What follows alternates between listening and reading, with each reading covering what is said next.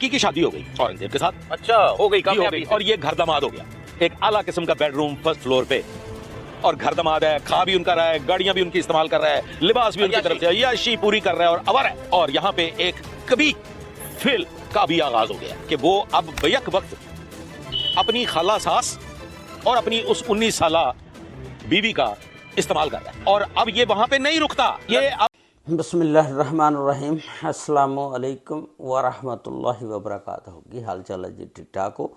उम्मीद है अल्लाह ताला के हुक्म दे नाल इंशाअल्लाह तुसीं सारे ठीक ठाक होवोगे। अल्लाह ताला सब ते रहमत फरमाए, अल्लाह ताला सब नूं अपने हिफ्ज़ो ईमान च रखे, आमीन सुम्मा आमीन। अज दे व्लॉग दे विच मैं तुहाडे नाल एक ऐसा वाक़या शेयर करन लगा ਜਿਹੜਾ आज़ाद कश्मीर ਦਾ एक लड़का नौजवान ਜਿਹਦਾ ਕੱਦ 6 ਫੁੱਟ ਹੁੰਦਾ ਤੇ ਸੋਹਣਾ ਤੇ ਸੁਰੱਖਾ ਹੁੰਦਾ ਤੇ ਉਹਦਾ ਬਾਪ ਬੜਾ ਅਮੀਰ ਹੁੰਦਾ। ਅਮੀਰ ਤਰੀਨ ਬਾਪ ਦਾ ਵਿਗੜਿਆ ਹੋਇਆ ਬੇਟਾ ਇੱਕ ਅਜਾਸ਼ ਪ੍ਰਸਤ ਅਜਾਸ਼ੀ ਕਰਨ ਵਾਸਤੇ ਲਾਹੌਰ ਆ ਜਾਂਦਾ ਔਰ ਫਿਰ ਉਸ ਬੰਦੇ ਨੇ ਇਸ ਤਰ੍ਹਾਂ ਦਾ ਕੰਮ ਕੀਤਾ ਕਿ ਉਹਦਾ ਇੰਜਾਮ ਐਡਾ ਦਰਦਨਾਕ ਹੋਇਆ। देखो कि जैशी कंन दे नज़रिए दे नाल आया तो फिर आके एक ऐसे काम दे विच मुलवस पाया गया कि तुसी सुन के कन्नां नूं हथ लाओगे। उहदी मुकम्मल तफसीलात अज दी इस वीडियो दे विच मैं तुहाडे नाल शेयर करांगा। इस वीडियो नूं बड़े गौर दे नाल सुनना, इहदे विच एक बहुत बड़ा सबक आ। ये वाक़या इस तरह कि एक नौजवान खूबसूरत जिहदा नाम औरंगजेब आ, लाहौर आंदा। लाहौर ਉਹਦਾ एक दोस्त ਜਿਹੜਾ ਲੈਸਕੋ ਦੇ ਵਿੱਚ ਮੁਲਾਜ਼ਮਤ ਕਰਦਾ। ਲੈਸਕੋ ਦਾ ਮਤਲਬ ਵਾਪਡਾ ਦੇ ਵਿੱਚ ਲਾਹੌਰ ਨੌਕਰੀ ਕਰਦਾ ਔਰ ਚੰਗਾ ਭਲਾ ਅਫਸਰ ਆ ਔਰ ਇੱਕ ਬੰਗਲੇ ਤੇ ਰਹਿੰਦਾ। ਇਹ ਔਰੰਗਜ਼ੇਬ ਦਾ ਬੜਾ ਬਚਪਨ ਦਾ ਯਾਰ ਹੁੰਦਾ, ਦੋਸਤ ਹੁੰਦਾ। ਔਰੰਗਜ਼ੇਬ ਉਹਦੇ ਕੋਲ ਆ ਜਾਂਦਾ ਜੈਸ਼ੀ ਕਰਨੇ ਵਾਸਤੇ ਲਾਹੌਰ, ਕਿਉਂਕਿ ਇਹਦਾ ਵਾਲਦ ਜਿਹੜਾ ਔਰੰਗਜ਼ੇਬ ਦਾ ਬਾਹਰ ਗਿਆ ਹੁੰਦਾ, ਅਮੀਰ ਤਰੀਨ ਹੁੰਦੇ ਨੇ, ਦੌਲਤ ਬੜੀ ਹੁੰਦੀ ਆ। ਉਸ ਦੋਸਤ ਦੇ ਕੋਲ ਆ ਕੇ ਲਾਹੌਰ ਉਸ ਬੰਗਲੇ ਤੇ ਰਹਿੰਦਾ। ਹੁਣ ਇਹ ਜਿਹੜੇ ਬੰਗਲੇ ਤੇ ਰਹਿੰਦਾ ਸੀ ਲੈਸਕੋ ਦਾ ਅਫੀਸਰ, ਇਹਦੀ ਇੱਕ ਸਹੇਲੀ ਸੀ ਜਿਹੜੀ ਇਹਨੂੰ ਮਿਲਣ ਆਉਂਦੀ ਹੁੰਦੀ ਸੀ। ਉਹ ਸਹੇਲੀ ਜਿਹੜੀ ਸੀ ਉਹਦੀ ਉਮਰ ਸੀ 40 ਸਾਲ। ਉਹਦੇ ਨਾਲ ਕੋਗੋਟੀ ਉਹਦੀ ਫਿੱਟ ਸੀ, ਉਹਨੂੰ ਮਿਲਣ ਆਉਂਦੀ ਸੀ। ਲੇਕਿਨ ਉਹ ਜਿਸ ਵੇਲੇ ਮਿਲਣ ਆਉਂਦੀ ਸੀ ਉਹਦੇ ਨਾਲ ਇੱਕ ਉਹਦੀ ਭਾਣਜੀ ਸੀ ਜਿਹੜੀ ਸਕੀ, ਉਹ ਵੀ ਨਾਲ ਆਉਂਦੀ ਸੀ। ਉਹਦੀ ਉਮਰ ਸੀ 19 ਸਾਲ। ਹੁਣ ਜਿਹੜਾ ਲੈਸਕੋ ਅਫੀਸਰ ਸੀ ਇਹ ਉਸ 40 ਸਾਲਾ ਔਰਤ ਦੇ ਨਾਲ ਪਿਆਰ ਮੁਹੱਬਤ ਕਰਦਾ ਸੀ ਤੇ ਜਿਹੜੀ ਉਹ 19 ਸਾਲ ਦੀ ਲੜਕੀ ਸੀ ਜਿਹੜੀ ਉਹਦੀ ਭਾਣਜੀ ਸੀ, ਹੁਣ ਇਹ ਜਿਹੜਾ ਔਰੰਗਜ਼ੇਬ ਆ ਇਹਨੇ ਉਹਦੇ ਉੱਤੇ ਅੱਖ ਰੱਖ ਲਈ। ਇਹ ਉਹਦੇ ਨਾਲ ਸੈੱਟ ਹੋ ਜਾਂਦੀ ਆ। ਉਸ ਤੋਂ ਬਾਅਦ ਹੁਣ ਜਿਹੜੀ ਉਹ ਖਾਲਾ ਆ ਇਹਦੀ ਮਾਸੀ ਜਿਹੜੀ ਉਹ ਲੈਸਕੋ ਅਫੀਸਰ ਕੋ ਆਉਂਦੀ ਹੁੰਦੀ ਸੀ 40 ਸਾਲਾ, ਉਹ ਵੀ ਹਾਲਾਂਕਿ ਦੇਖ ਲਓ ਤੁਸੀਂ ਸ਼ਾਦੀशुदा, ਲੇਕਿਨ ਉਹਦਾ ਬੱਚਾ ਕੋਈ ਨਹੀਂ ਸੀ ਹੈਗਾ।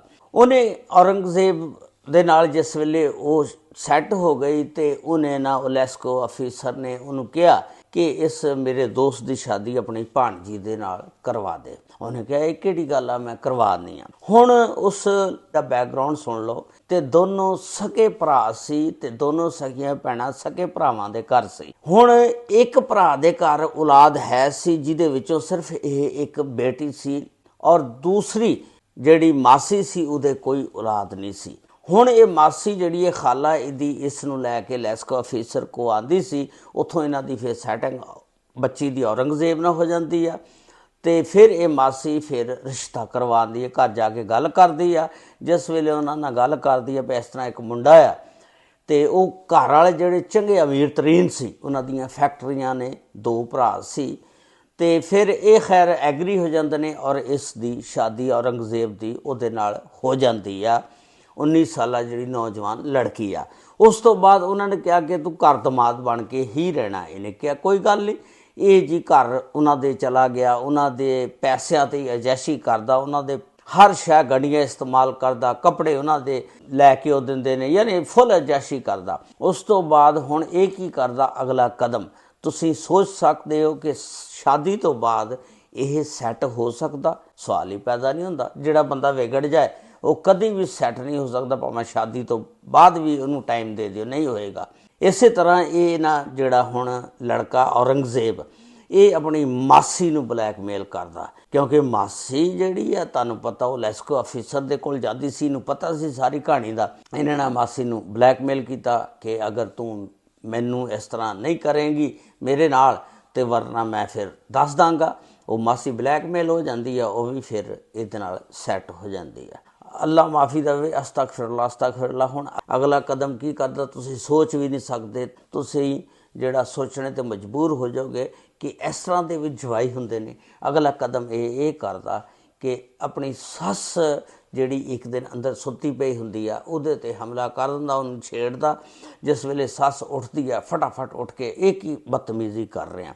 ਇਹਨੇ ਅੱਗੋਂ ਉਹਨੂੰ ਫਿਰ ਬਲੈਕਮੇਲ ਕਰਨਾ ਸ਼ੁਰੂ ਕਰ ਦਿੱਤਾ। ਉਹਨੇ ਕਿਹਾ ਗੱਲ ਸੁਣ ਮੇਰੀ, ਚੁੱਪ ਕਰਕੇ ਬਹਿ ਜਾ।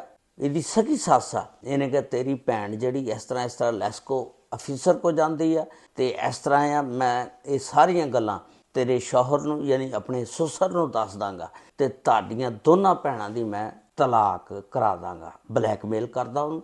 ਉਹ ਜਿਹੜੀ ਔਰਤ ਆ ਉਹ ਖੈਰ ਫਿਲਹਾਲ ਫਟਾਫਟ ਬਾਹਰ ਨਿਕਲ ਜਾਂਦੀ ਆ। ਉਸ ਤੋਂ ਬਾਅਦ ਉਹ ਜਿਸ ਵੇਲੇ ਉਹਦਾ ਸ਼ੌਹਰ ਆਉਂਦਾ ਆਪਣੇ ਸ਼ੌਹਰ ਨੂੰ ਦੱਸਦੀ ਆ ਕਿ ਇਸ ਤਰ੍ਹਾਂ ਜਿਹੜਾ ਹੈ ਤੁਸੀਂ ਜਵਾਈ ਘਰ ਰੱਖਿਆ। ਔਰੰਗਜ਼ੇਬ ਅੱਜ ਇਹਨੇ ਮੇਰੀ ਇੱਜ਼ਤ 'ਤੇ ਵੀ ਹਮਲਾ ਕਰਨ ਦੀ ਕੋਸ਼ਿਸ਼ ਕੀਤੀ ਆ।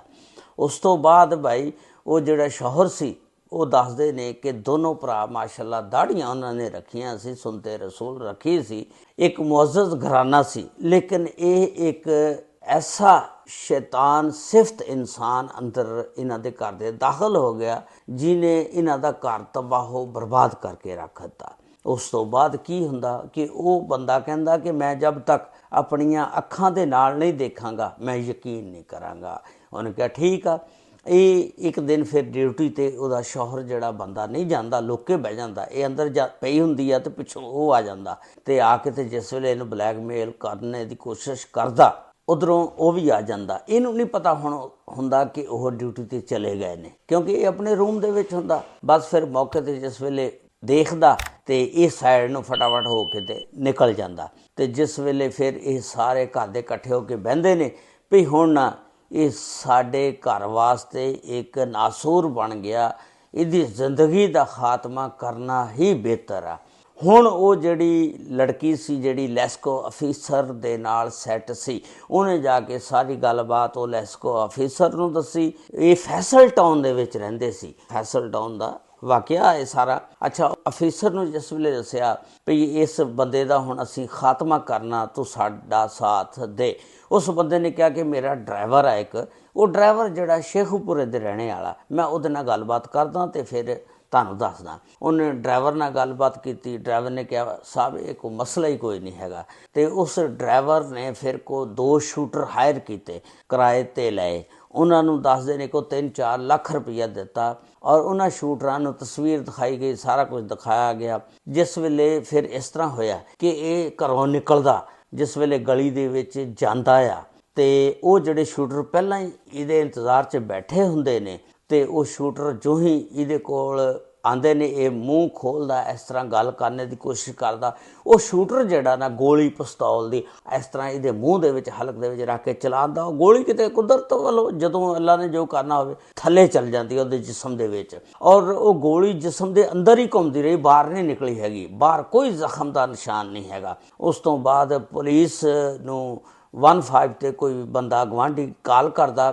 ਪੁਲਿਸ ਵਾਲਾ ਜਿਹੜਾ SHO ਜ਼ਹੀਰੁੱਦੀਨ ਬਾਬਰ ਸਾਹਿਬ ਹੁੰਦੇ ਨੇ, ਜਿਹੜੇ ਇੱਕ ਦੋਸਤ ਦੇ ਕੋਲ ਖਾਣਾ ਖਾਣ ਗਏ ਹੁੰਦੇ ਨੇ।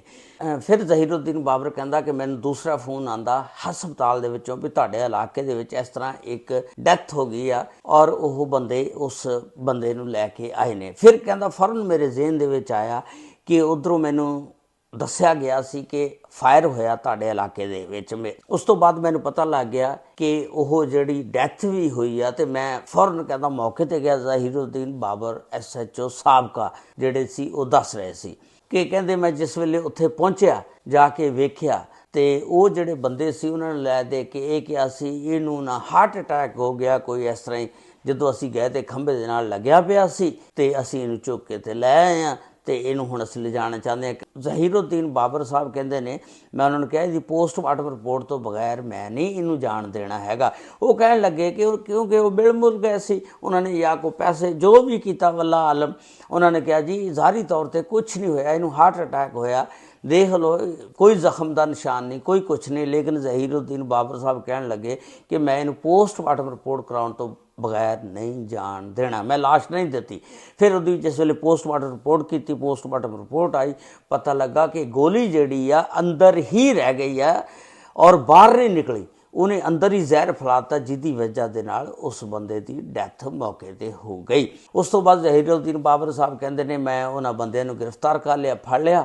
ਫਿਰ ਉਹਨਾਂ ਬੰਦਿਆਂ ਨੇ ਜਿਸ ਵੇਲੇ ਇਹਦੀ ਸਾਰੀ ਸਟੋਰੀ ਸੁਣਾਈ, ਉਸ ਡਰਾਈਵਰ ਨੂੰ ਵੀ ਫੜ ਲਿਆ, ਲੈਸਕੋ ਅਫੀਸਰ ਨੂੰ ਵੀ ਫੜ ਲਿਆ। ਲੇਕਿਨ ਉਹਨਾਂ ਨੇ ਜਿਸ ਵੇਲੇ ਇਸ ਔਰੰਗਜ਼ੇਬ ਦੀ ਸਾਰੀ ਸਟੋਰੀ ਸੁਣਾਈ, ਉਹਦਾ ਇੱਕ ਕਿਰਦਾਰ ਦੱਸਿਆ, ਉਹਦਾ ਜਿੱਡਾ ਵੱਡਾ ਕਿਰਦਾਰ ਸੀ ਉਤਨਾ ਹੀ ਉਹਦਾ ਬੁਰਾ ਇੰਜਾਮ ਹੋਇਆ। ਔਰ ਜ਼ਹੀਰੁੱਦੀਨ ਬਾਬਰ ਸਾਹਿਬ ਕਹਿੰਦੇ ਨੇ ਕਿਰਦਾਰ ਨੂੰ ਵੇਖਦਿਆਂ ਹੋਇਆਂ ਫਿਰ ਮੈਂ ਉਸ ਬੱਚੇ ਦੇ ਵਾਲਦ ਨੂੰ ਵੀ ਬਾਹਰੋਂ ਬੁਲਾ ਲਿਆ ਔਰ ਬੁਲਾ ਕੇ ਇਹਨਾਂ ਦੋਨਾਂ ਘਰਾਂ ਦੀ ਸੁਲ੍ਹਾ ਕਰਾਤੀ ਔਰ ਉਹਦੇ ਵਾਲਦ ਨੂੰ ਜਿਹੜੀ ਉਹਦੀ ਲਾਸ਼ ਸੀ ਉਹ ਆਜ਼ਾਦ ਕਸ਼ਮੀਰ ਭਜਵਾਤੀ। ਉਹਦਾ ਵਾਲਦ ਲੈ ਕੇ ਚਲਾ ਗਿਆ ਔਰ ਇਸ ਤਰ੍ਹਾਂ ਇਸ ਕੇਸ ਨੂੰ ਮੈਂ ਹੈਂਡਲ ਕੀਤਾ। ਜ਼ਹੀਰੁੱਦੀਨ ਬਾਬਰ ਸਾਹਿਬ ਫੈਸਲ ਟਾਊਨ ਦੇ ਵਿੱਚ ਉਦੋਂ SHO ਲੱਗੇ ਸੀ। ਇਹ 2010 ਦਾ ਵਾਕਿਆ ਆ, ਜਿਹੜਾ ਇੱਕ ਪੋਸਟ ਕਾਰਡ ਦੇ ਵਿੱਚ ਉਹ ਬੈਠ ਕੇ ਦੱਸ ਰਹੇ ਸੀ।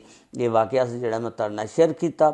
ਅੱਲਾਹ ਤਾਲਾ ਹਰ ਇੱਕ ਦੇ ਬੱਚਿਆਂ ਨੂੰ ਹਦਾਇਤ ਨਸੀਬ ਅਤਾ ਫਰਮਾਏ। ਇਸੀ ਅੱਜ ਦਾ ਵਾਕਿਆ ਜਿਹੜਾ ਮੈਂ ਤੁਹਾਡੇ ਨਾਲ ਸ਼ੇਅਰ ਕੀਤਾ। ਅੱਲਾਹ ਤਾਲਾ ਸਭ ਤੇ ਰਹਿਮਤ ਫਰਮਾਏ। ਅੱਲਾਹ ਤਾਲਾ ਸਭ ਨੂੰ ਆਪਣੇ ਹਿਫਜ਼ੋ ਮਾਨ 'ਚ ਰੱਖੇ। ਅਸਲਾਮੁ ਅਲੈਕੁਮ ਵਰਹਿਮਤੁல்லாਹਿ ਵਬਰਕਾਤੁਹੂ।